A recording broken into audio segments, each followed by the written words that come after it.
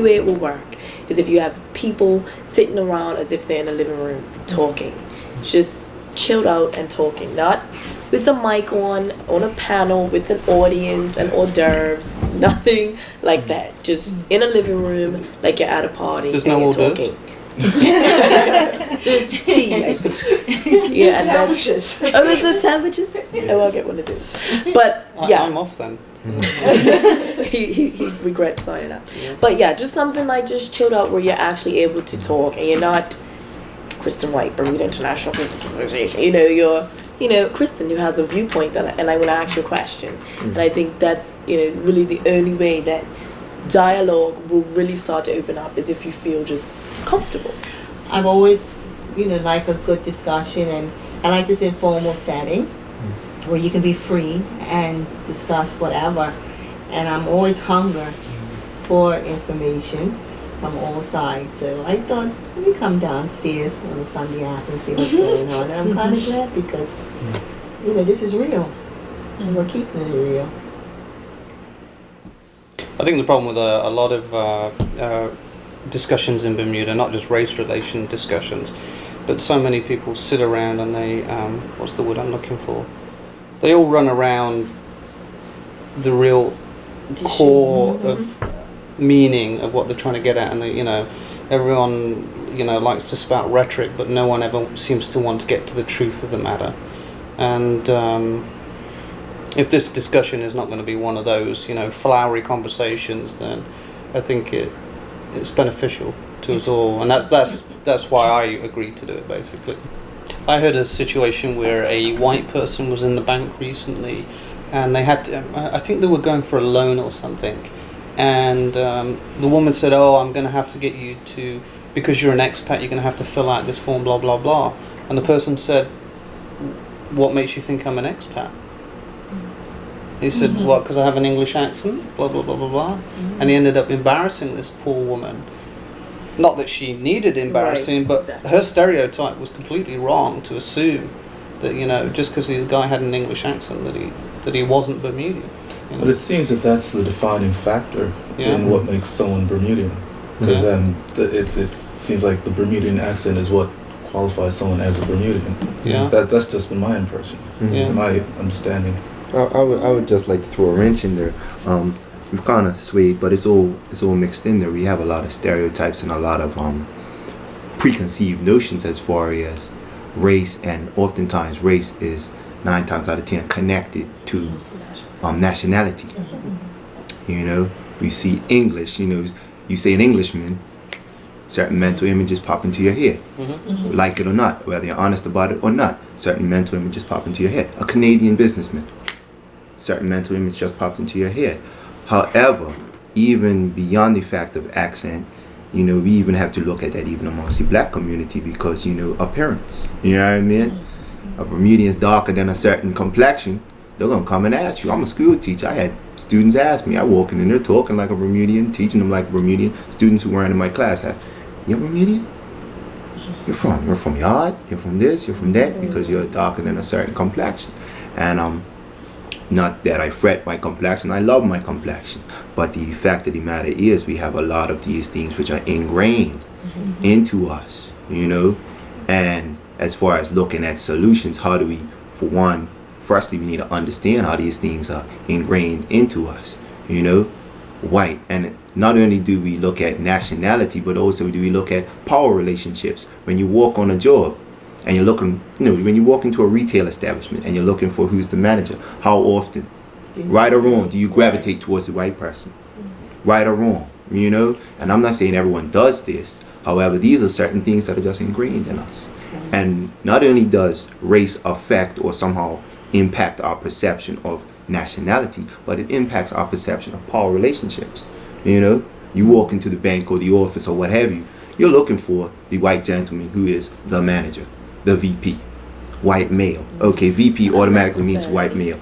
I'm not saying it's always the case. No, but I I'm saying that I don't think it's necessarily something that's ingrained in us, but something that, like I say, majority of the time. So if it's ingrained in us because of a false perception, then that's one thing. If it's ingrained in us because it's a true perception, Well, then that's another. whether or not ingrained is just meaning as far as how it's pushed in. Whether or not these things are It's truths. second nature. Yeah, exactly. Whether or not these things are truths. Hopefully we should be able to pick some of these thoughts apart and see whether or not they're true. However, the fact of the matter is, when you enter a community, you still have to deal with these ways of doing things, these mores, these norms, whether or not they're true, whether or not they're false, whether or not they even really exist.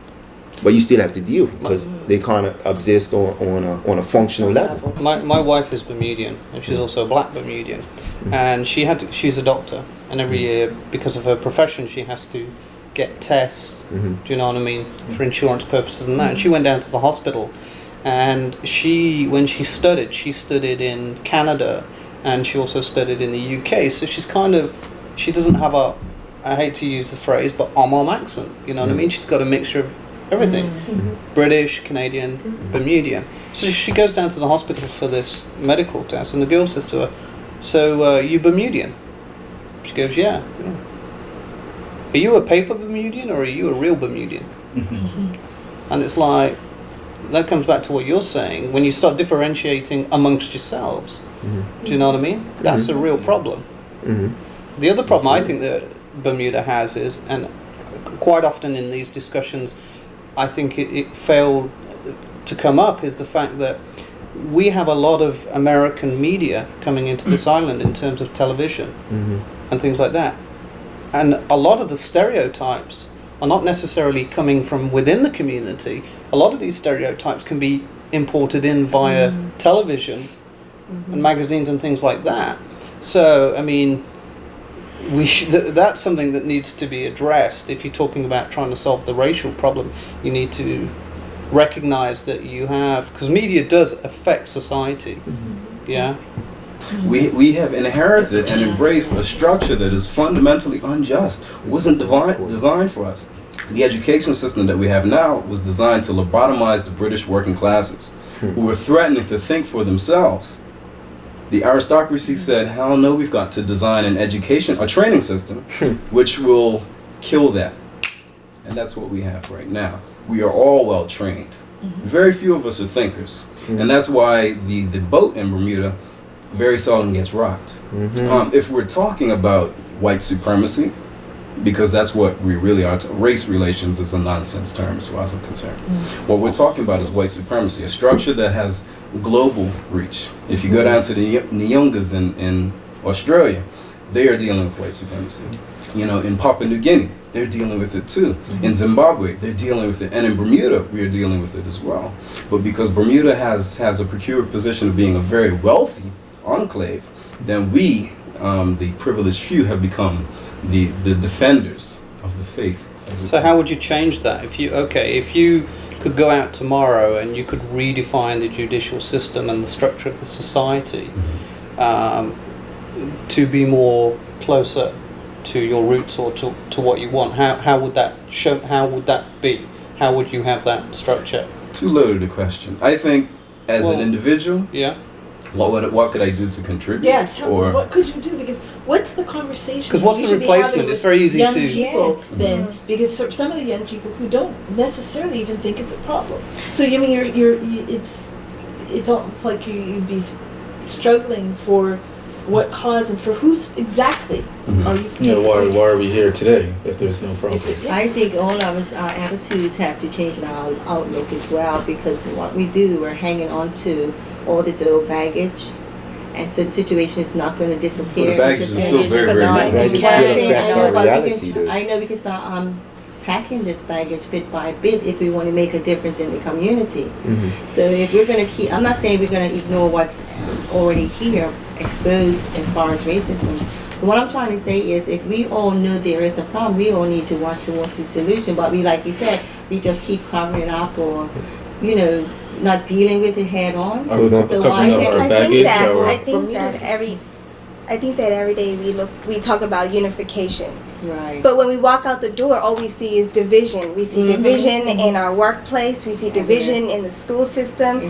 We see division in our social stratification. We have the higher uppers. We have the low ends. We have division within our communities. As black people, we have divisions within the white people. But who has the answer how are we going to unite? Who has that answer? We all talk about unification, but nobody's coming with It's that education. answer. We need to change Education. ourselves and get, Well, But we all talk about what the stand answer on could the be. box, but We what can are all we- talk about what the Right. answer could be, but how is it going to be Good solved? question. If is unification really the goal, or is unification basically something that's been put out there But they as a said as it because as you're a saying means they of just because the answer. the they that I Right. hear saying that is basically political talking here to basically would say anything. They stand up there, tap dance, and tell jokes if they knew it would get them votes. My question is really. Is unification really What the is key, unification? or is it really more The words and that equitable, or is it really, or should we be striving rather instead of saying integration? Let's strive for integration. Let's strive for unification. Yeah. Really, I'm not really one who's big on those types of things because a lot of times I think they're very much politically motivated. However, should we then be looking more so in eliminating maybe the structures or addressing some of the inequalities that have been created because of racism, because of racial discrimination, because of racial prejudice? Because like you said, to walk out the door and say, oh, I'm going to strike a blow for unification. Yeah, right. You still go down the road and, you know, I have a higher chance of being pulled over for a traffic violation Anywhere in the than world. this gentleman here, or then even a white or even a light-skinned sister. See what I mean? So it's like, do we really need to address those things, Well, what or should we But be your looking for response some? to that, because you know that would be so, makes a difference too. Because even though you got that in the back of your head, saying, okay, I'm black, I may get stabbed, what would be your reaction to make it different at that point? Are you going to still come, look, you know, you white men always picking on me, the man's always picking on me because I'm black? Or are you just going to sit there, sir, what was it that I was really doing, or whatever, if you were guilty of the charge or what have you? So like I said, it goes back to us. We have to make the individual difference on a one-on basis what we are feeling at the time. So we, like I said, carry that. I think I consider myself black. Well, some people think I'm white brown, but I don't think so. I think I'm black and well, in the inside, I think I'm any color. I am a part of the cure. Are you?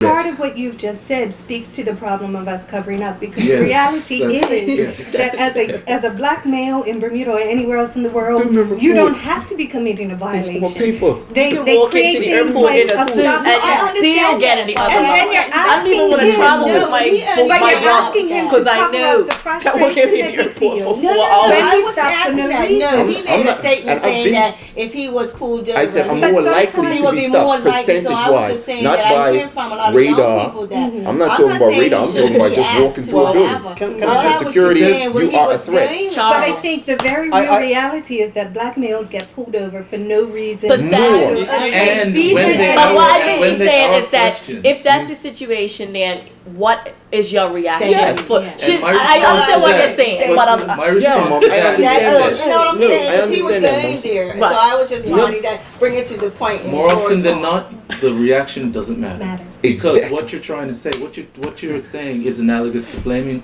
the rape victim for wearing high A heels short and a dress. miniskirt. I know you're right. This and if you're saying that we or anyone gets pulled over and has these preconceived notions of how they're going to be addressed, and if they say, okay, well, let me just say, well, yes, officer, what's the problem?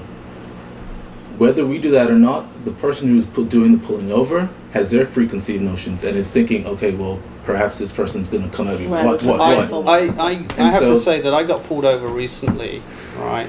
And no, I got a ticket and I argued it, right? I went to court. When I arrived in that court, it was like I was sat there. There was Portuguese guys there. There was black guys there. There was Jamaicans. They even had some Norwegian guys there who were tourists who they ticketed, and I came to the conclusion this, because I have to be honest, when I get pulled over, I often think about things like, you know, black guys getting pulled over and things like that. And my conclusion was they didn't care whether I was white or black. All they wanted to know is that I was going to pay the damn ticket. I got pulled over by a black police officer. Well, that'd be worse. Went into a court Why you say that? and went before a black judge. Yeah, and also, isn't it more likely in a country that has more black people than white people? Isn't the likelihood But that more black please. but more black people are going to get pulled over? Can I throw this out, because maybe this got started from my statement. My statement was not about radar detection. Okay, let's everybody get that straight. Theodore's statement was not about radar detection. Theodore's statement was not about how I respond, good afternoon, officer, when people come up to my car. Theodore's statement was about, and it wasn't about black police officers and black judges. And because even in South Africa, in the midst of apartheid, you realize they had black police officers whipping them students and their children down in Soweto? Absolutely. Are we realizing this? So just because we're in positions of influence does not somehow negate the fact that the structure is racist. Exactly, going back to and the structure is corrupted. Exactly, yeah. So are we here discussing unification and by mathematics, and if we have 400 more black people than white people, yeah, we could do the math all day. It's more of us here. So yes, by math, yes, you could always work that out. Oh yes, it's more of this color than that color, so mathematically it should be more of them over here. Fair enough. However, we're not addressing the issue, and in my mind's eye, I'll just say this for me, in my mind's eye, it is the fact that we have, when this country started, it was a system called transatlantic slavery in place. A lot of the very structures, buildings even to this day that exist, were built because of and through the use of enslaved labor. We have a system of laws that were in place and born of that system and born to undergird and support that system. Okay. We have, hold on, brother. How would you replace it? Hold on, brother. We have ways to, there are ways that we should be looking to address that. That's what I'm trying to do, is refocus this. Possibly refocus this, because we're getting lost talking about black cops and we got more black lawyers and white lawyers. Okay, fair enough. However, there are ways, and we should be looking more so to address these things. If we're going to really tackle this question of racism, we can't look at it in isolation. Okay? Racism is attached to classism, capitalism, is attached to gender discrimination, male supremacy, sexism.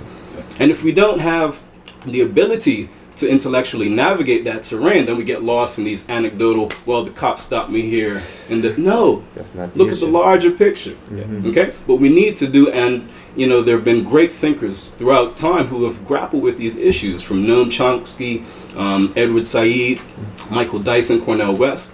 In Bermuda, there have been writings on this subject, but we really need to start talking about the big questions, philosophical questions, if you will, because it's by reorienting our thinking that we can start to imagine and configure a new world, a new way of being. Well, if you had, say for instance, at the end of this week we said, boom, okay, next week or next year we start off a new society, a completely new structural system to answer those very problems that you've just talked about. What would be the first thing that you would do? How would you change the system so that it is not biased towards blacks and it's not biased towards whites? It's a judicial and fair process. How would you do that? Where would you start? Okay, put the onus on me to come up with a liberation. Well, no, because I think because I think if you make statements like that, I think you have to qualify them, and I think you have to say, well, if these things are all in place, I think you have to say, well, you have to come up with an alternative. You have to say, okay, the first thing we need to do is we need to destroy this judicial system and do X, Y, and Z. So I'm trying to find out what X, Y, and Z is. Well, because again, I'm one person, and I would say my specific interest, because I think we're all given gifts, would be education. I think we really have to really critically interrogate what we're feeding our children. There's a proverb that says, only a fool would allow the oppressors of their people to be the primary educators of the children. And just because you're black and educating black children doesn't mean your children are getting educated in an African-centered way, a way that sees their culture as front and center in their learning. Okay, so I think, again, big questions have to be asked in that realm. It's almost an unfair question to ask, and that is so loaded. We could be here all night. See, one question. Whenever I think of education, and I think for me, as an outsider coming into Bermuda, one of the biggest problems I see in Bermudian education is politics. I think if they took the politics out of it and just concentrated on let's get our kids learning to read. Let's get our kids learning to do mathematics. Let's get our kids to do the core subjects. Yeah, and then when we've got that basis, then we can go into these areas. Because I think if you have an educated society where they can read and write and they can do maths, you give these people the opportunity to say, well, if you want to go and explore your black culture, go ahead. The thing is, it isn't separate from, like, mathematics, for example, in ancient African societies, was tied to spirituality. But the underlying philosophy behind much of European thought, if you're talking about, anywhere from Descartes, Plato on, is division and splitting in order to know. Okay? Well, wouldn't you agree, in order for you to educate yourself, you need to read? But for what purpose? You need to read to consume information. But the thing is, I came up learning to read from books whose images did not reflect me in any way, shape, or form. I see the point you're making, though. What I'm saying is you need to. ABC is not black, white, Portuguese. ABC is ABC. What I'm saying is if you have those tools, if you have those tools, you give those tools to a kid. And which was starting in the home. The education starting in the home, not into the classroom. It should be in the home. So while we are educating our children at home would make a difference. Yes, I feel you. However, what I am is, so you have to read something. Yeah, I'm hearing the brother say you have to read something, and I'm hearing you say, okay, what's the solution? However, it's great to say, okay, starting from this point, but again, you have to accurately diagnose where you are at this point. Yeah. We've had this thing called racism, and it's had an effect.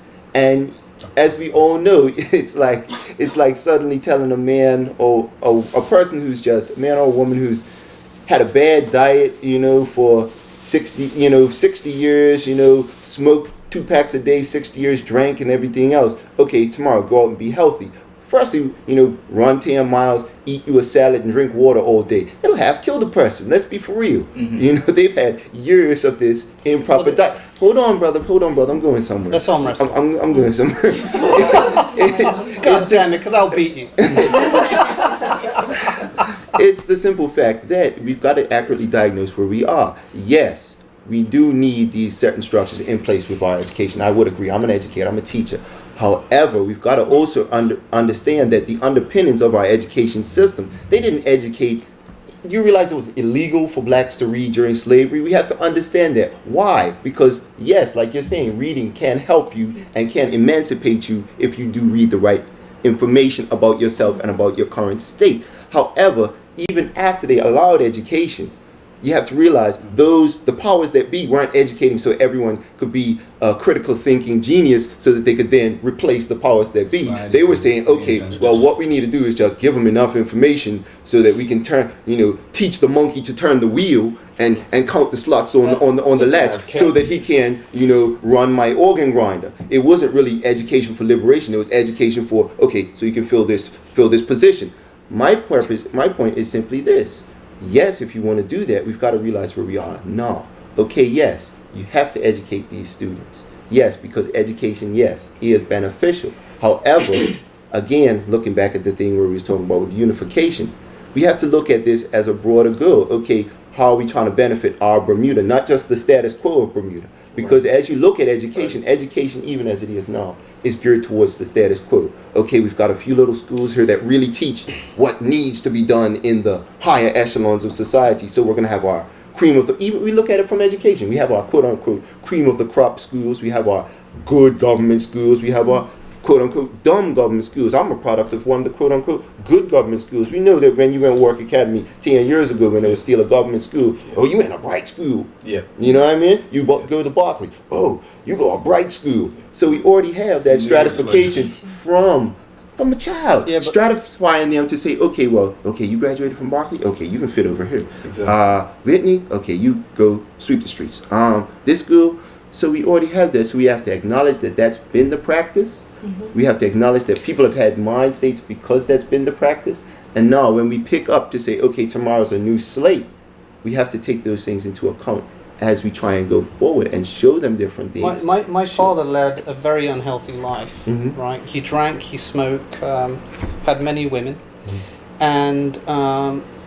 and my mother also drank and smoked and things like that. Mm-hmm. I can't cure my father. right? It's too ingrained in him, right? My mother died of cancer. Well, sorry, not of cancer, but a smoking-related illness. But what we can do is I looked at my parents and I went, you know what? They led an unhealthy life. I'm going to lead a cleaner life. That's my right? point. That's wonderful to say chop and start from today, and that's beautiful. And I applaud that on an individual level. You know, as far as me and you sitting off playing golf or sitting around shooting the breeze or what have you. However, on a structural level, again, there's a thing called white privilege, and it exists. I should give myself a self-evaluation so I can judge myself. In a way, it would help me not to judge anybody else because my main focus is working on making myself a better person.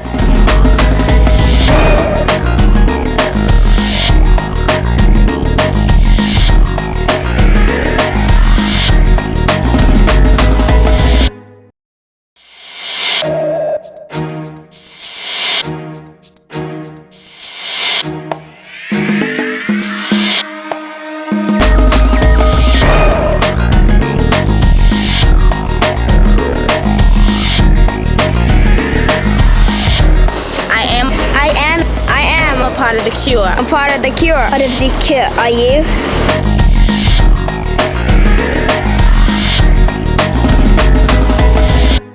The problem with this country is that everyone fears everyone else for different reasons. They fear based on color, they fear based on finance, class, whatever, groups, things like that.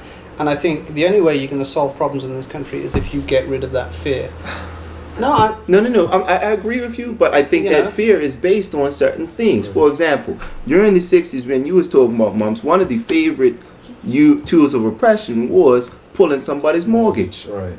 Right. It's only so many places to go as far as if we're existing within the normal mainstream of society in Bermuda. It's only so many places to go to get your money for your house or your automobile or whatever your financial endeavor is, your business or so forth.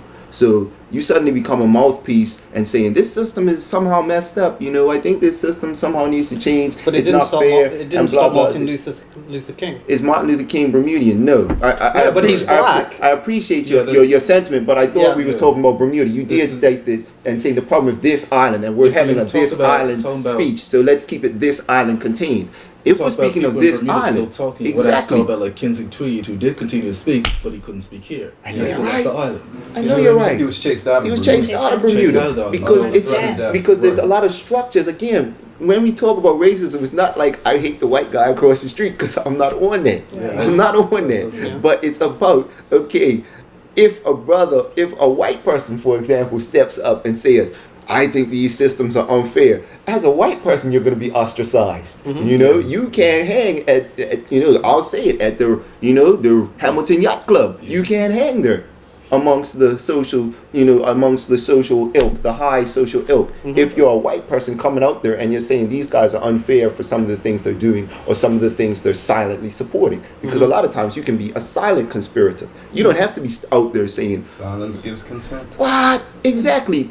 How much injustice? I forget the quote, but it's basically injustice happens and remains when good men do nothing or say nothing. It's like, if you speak out in Bermuda, it's still a situation whereby you can be ostracized at some level. Whether or not we can say, get rid of the fear. It's nice to say that, get rid of the fear, but you're a man, you're married.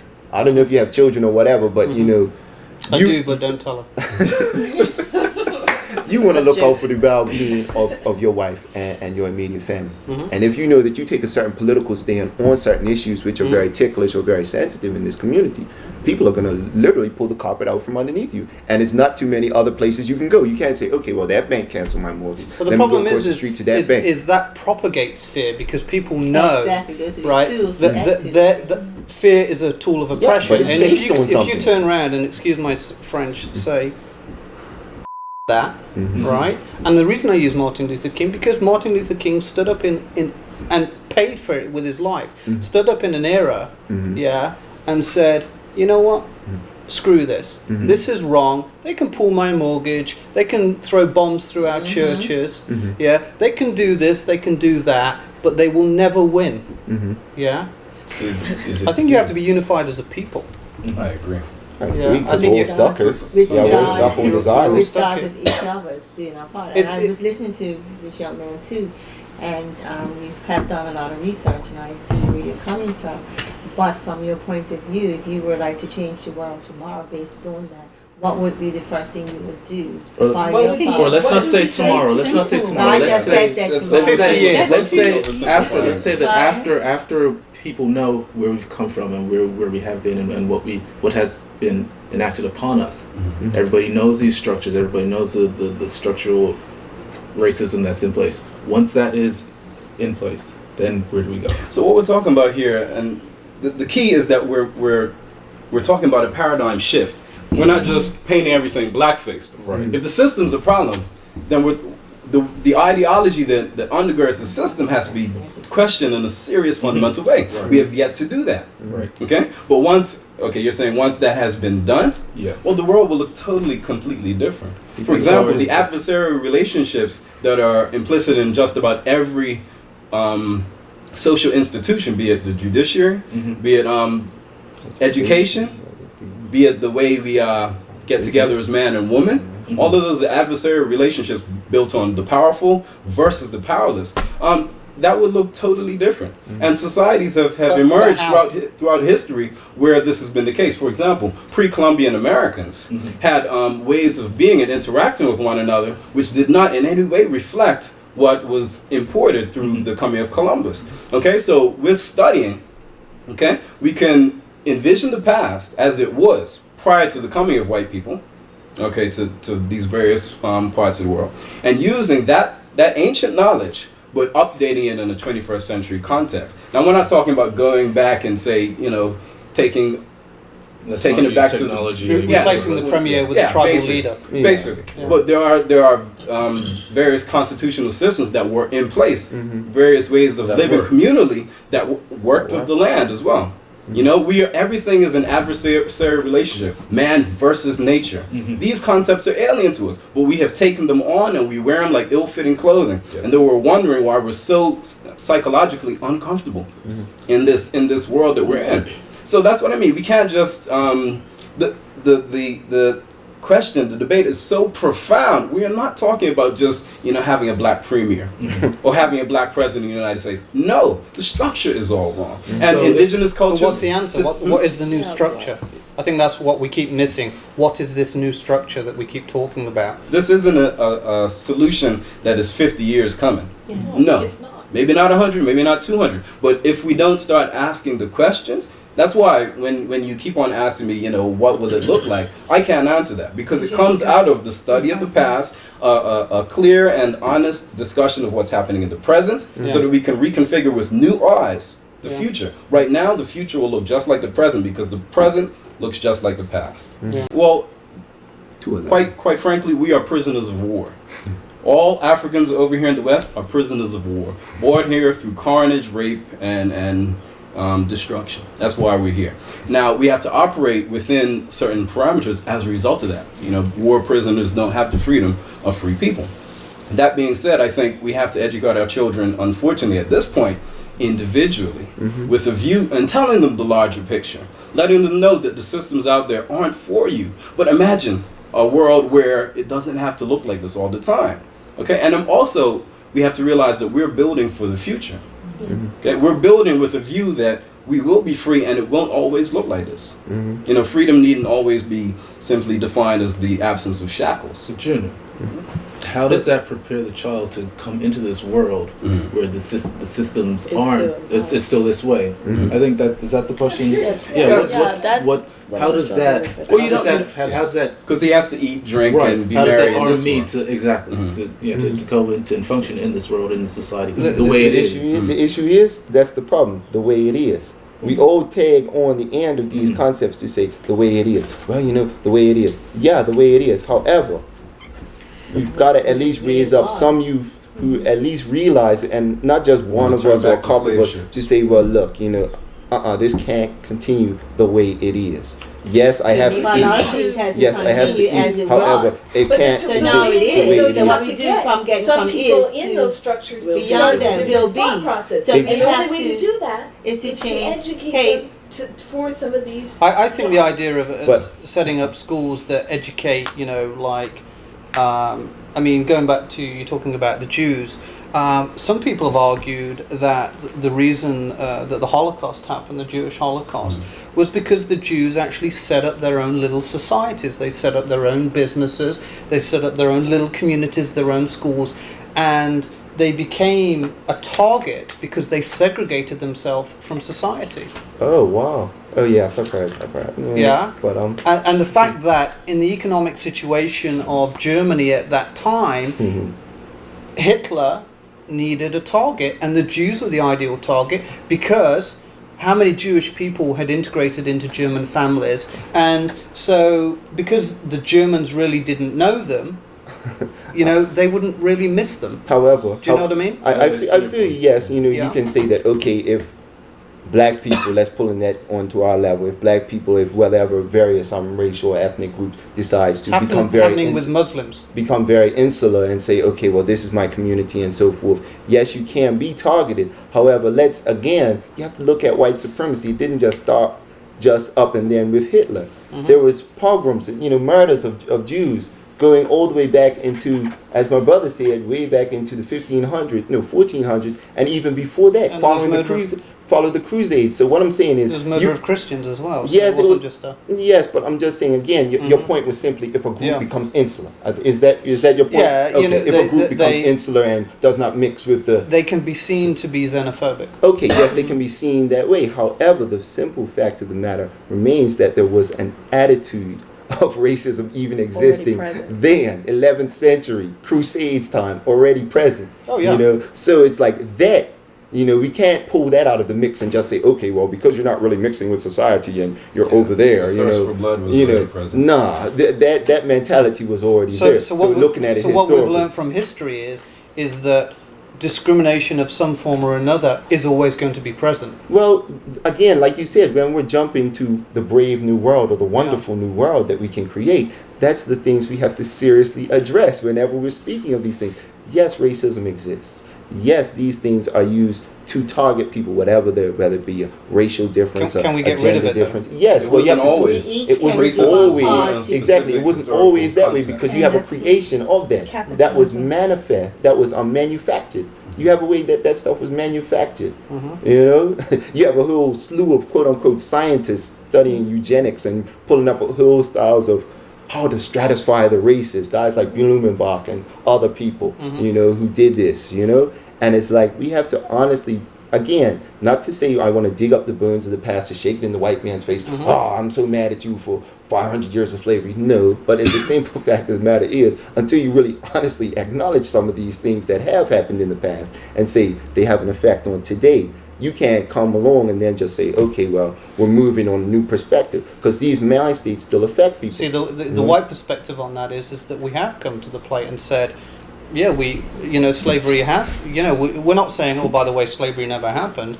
I'm the first one to stand up and say slavery did happen, the annihilation of the Jews happened, the Christians were this, I'm not denying that ever happened. Right. But where did we go where do we go from here? Because we're all God's people, regardless of color. And like I do a little kid story all the time with jelly beans. We have different colored jelly beans. But when you open it inside, it's still clear. It's still sweet. It's still a jelly bean. You can still eat it because it's good. Because it's a candy. What I'm saying is, I would like to see us, even in this discussion, I'm not just saying ignore color and stuff. I would like to see the day when we were all under one umbrella, human race for peace. I think I consider myself black. Well, some people think I'm light brown, but I don't think so. I think I'm black or well, in the inside, I think I'm any color. I am a part of the cure. Are you?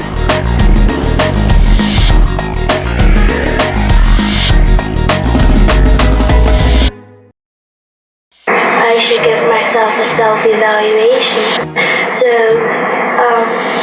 So so I can judge myself. To get an array, it would help me not to judge anybody else because my main focus is working on making myself a better person.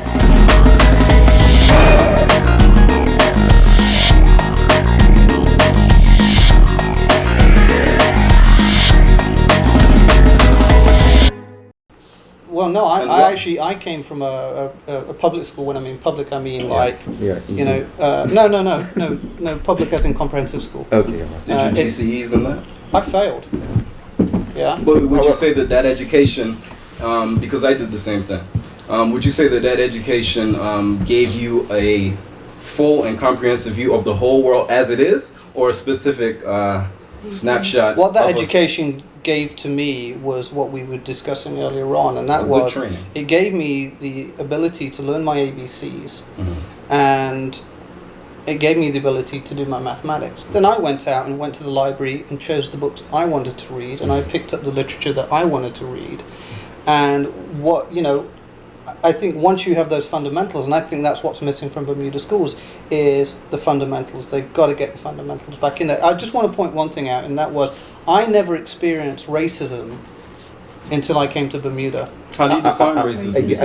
One of the dangers is we might be talking apples and oranges. That's funny. I've lived in Bermuda is not the only country I've lived in. I've lived in Britain, I've lived in Germany, I've lived in Italy, and I've also lived in Bermuda. When I lived in Germany, you could argue, well, you wouldn't have known it because they speak a foreign language. But I actually picked up German quite well, and I never really received any kind of xenophobia there. But when I came to Bermuda, you said xenophobia, not racism. And again, that's the thing. What is xenophobia? Fear of strangers. Fear of a foreigner, fear of something that's fear foreign. Is something that is fear alien. Of something that's foreign. That is alien, i.e. black.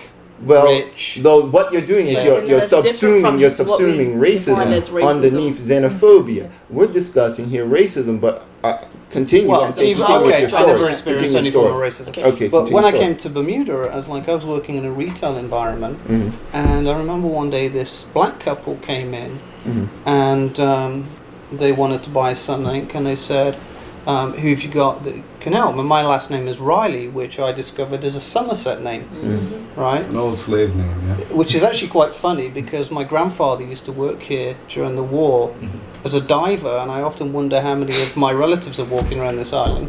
That's another story. That's a whole story. Yeah, for real. But this couple saw the colour of my skin, and turned around and walked out the shop. And that totally blew me away. I'd never felt that. And what we're talking about is black rage, and white people tended. No, but what I'm talking about is the depths of black rage. No, what I'm talking about is that if you're pissed at me and I'm pissed at you, how the hell are we ever going to come together? Well, I'm saying it's coming together. Even the object. It has to be. Or is improving, just certain situations, so that we can so that we can meet at a table of. Shall I say, table of negotiation to say, all right, well, look, we don't have to, for example, Garvey, for example, with his organization, United Negro Improvement Association, Universal Negro Improvement Association, rather, he sat down with the leaders of the Klan because not that Garvey was a Klan lover or that he loved their work as such, but he just felt, well, I'm got my separate group over here and you got your separate group over here. Why don't we at least sit down at the table of negotiation and say, well, we both got to live in America, so how are we going to negotiate around? How are we going to negotiate around one another? Am I saying that that's the best way? No. However, what I am saying is this: you mentioned not experiencing racism. My point is simply this. You might not have experienced racism as far as your encounter, and I'm not trying to discount the hurt or the shock or whatever, the pain or even whatever the issue or emotional stress or your emotional surprise, emotional stress. But what I'm saying is, the fact of the matter is that there's a certain level of white privilege, and that's the thing. Whites can say, okay, well, great, I acknowledge this here. However, at the same time, if you somehow don't challenge white privilege, and by that I mean a certain amount of. So you cure racism with racism. Beg your pardon? In that situation, no. But what I'm saying, I'm not saying kill racism with racism. But hear me out. What I'm saying is this: if as a white male, and you realize that you might have gotten a favored opportunity towards something because of the simple fact that you are a white male. If you feel, say, I got a preferential spot in line for whatever the item you're trying to acquire or whatever the position you're trying to acquire, do you question that? Do whites as a whole challenge that? You might, I don't know. One white guy might, I don't know. But until whites as a group really start questioning, okay, well, I only got pushed to the front of the line because of color of skin and because of, you know, gender or what have you, that is being complicit. Like I spoke of earlier, a silent conspirator. If you're saying, okay, well, yeah, I'm white and I can ride to the front of the line based on the back of my whiteness, you're basically giving us a rubber stamp to racism and the perpetuation of racism, even though those same whites might be like, might be the same person to frown up their face when they hear somebody get called the N-word, or they hear of some, you know, brutal slaying because of KKK or some brutal slaying because of neo-Nazis. If you're riding on the backs of these somehow unfair privileges, you're rubber stamping it. I get to the front of every queue that I do, not based on my color, based on the fact that I've got balls and I have no fear. Right, and you guys are sitting there going, let me tell you, I had fear. I used to have fear. And you must, as far as gender, or you're talking about as far as I'm talking as an individual fortitude. Okay, right, because I mean, you must also remember this, that England is not a perfect country, and I'm not suggesting it is by any means. And we have a very strong class structure in England, very strong class structure, right? And they don't care whether you're white, black, or what, but they want to know, like what you said earlier on, did you go to Eton? And do you get out of the bath to have a pee? Do you know what I mean? That kind of thing, right? And I grew up in this kind of environment, and I sat down one day and I basically said, you know what? Screw this. I'm going to start thinking outside the box. I'm going to start thinking differently. And before I knew it, within my life, I'd suddenly accelerated myself and found that by losing that fear of that, you know, I got a very good job with my company, went abroad, blah, blah, blah, and I ended up in Bermuda meeting my wife. And that's why I keep coming back to that fear issue. So do you challenge, well, my question to you, I guess, is do you challenge when you feel, say, okay, I might have got a preferential spot in whatever the situation, do you challenge that? Because, again, that fact of not challenging that's how a lot of times these things go unaddressed. Well, you know, I've got my brother-in-law is Jamaican descent. Yeah. As far as white Jamaican, black Jamaican. Okay. Right. And his English accent is far better than mine. You know, he's definitely the kind of guy that gets out the bath to have a pee. And he is a gold medalist on the Olympic karate team in the UK. And when I look at him and talk to him and things like that, he didn't get there because he was black. He got there because he had a mind to get there. You know, he didn't have the fear. He was like, I can do this. I've got the build. I can do, you know, blah blah blah. And he got out there and didn't. He got to the karate team, and he's a gold medalist. And what I'm saying is, and coming back to earlier on, is I don't want to sit here and judge people based on skin color. I really don't care whether you're black or white. All I care is that you're a good character. And your soul, your heart. Yeah, I think that's what Bermuda needs to do. That's individual progress. That's great, but the thing is, I don't think that people as a whole do that.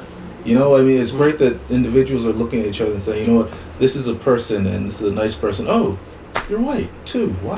Yeah. You know what I mean? That I don't think people actually do that. And I think what Theodore was saying earlier was that in situations where white people are afforded positions of power or authority or just preferential treatment, as a whole, do white people say, you know what? The only reason I got this was because I'm white. Right. Do people actually do that? And I think that's I can tell you that a lot of white people would probably sit there and it wouldn't even cross their mind. And that's the other thing. But I can cross your mind. But I can also tell you there's a lot of Bermudians that get afforded positions based on the fact that they're not black or they're white, that they're Bermudian. Yeah. You know, so you know, I think the one argument that we keep failing to get at here is we keep separating ourselves as white Bermudians, black Bermudians, white people, black people. What about just screw all that? Why don't we just try and get as people? As a people. Simply because that's And just that's not not where we reality. are. Change Because the mind. not reality. But We there's can a make lot- it a reality. There's a then. lot of It countries. will start with you and I. How? Because again, we that's are what- aware. Why can't it start with you? Yeah, I agree. I agree. We have to have Awareness some amount of coming the together because we're stuck first here. step in We're stuck trying together. to reach to make it better, and it starts within ourselves. That's why I said as people from jump. Yes, you would go back and to see where we come from because that will give you some insight of what to do for here and now. But what are we going to do for here and now and then after? You know, when we discuss these things about racism and when we discuss these issues, we really, you know, got to talk about the power relationships because it's not about do I want to come together with white Bermudians and so forth? Of course. Do I know white Bermudians? Am I friendly with them? Sit off with them? Of course. But it's not cricket and it's not sailing and it's not tennis that really affects the food on my table. It's, you know, the ability to negotiate freely as a group, not just simply as an individual. Because yes, Theodore can put on the running shoes and get himself studied up in business or whatever the real areas are and try and excel in that particular field. However, the fact of the matter is, that's tokenism. That's just one guy.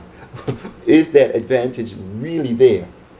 On a wide scheme, not just for the one who's going to duck and jive and play the game, but is that ability and opportunity there on a wide scheme for all of people who look like me? One of the things that I've learned in life is travel is one of the best universities. Yeah.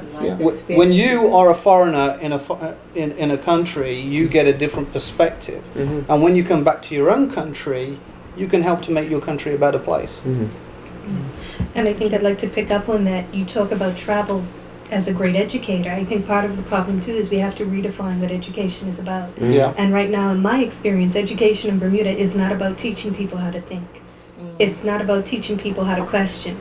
It's giving them the opportunity to learn the ABCs and the math, but it's not giving them the opportunity to really take a concept, think about it, break it down as to what it means for me, and give you something back. I find, and I work in education, that students are being taught to regurgitate. They're being taught to spit back something that was given to them. And our system has been designed to oppress thinking. And until that changes, we aren't going to see any real change. And, you know, we can pray for the peaceful world, but it's not going to come if you don't change fundamentally who is educating your children and how they think. Because as long as they continue to think and train people to fit these positions, and we have a population of people who are trained to go into this system and find their way up to a certain point, but we don't have a population of people who are trained to question, to really, you know, get out there and say this is wrong and we need to do something about it. Bermuda right now has a very passive and apathetic population, and part of that is because they weren't given the opportunity to think as they were coming up. No trust in the system. You know, now we have to rely on people who are willing to go out there and pick up different books off the shelves and educate themselves. And even with learning to read and write and starting with yourself, if I can read and I have the desire to read a book about myself, about my history, if the people who are in power aren't putting those books on the shelves, I'm going to have a hard time reading. Yeah, but we have that. a wonderful thing called the internet. Yes, absolutely. That's now. You close? He's putting what's in the internet.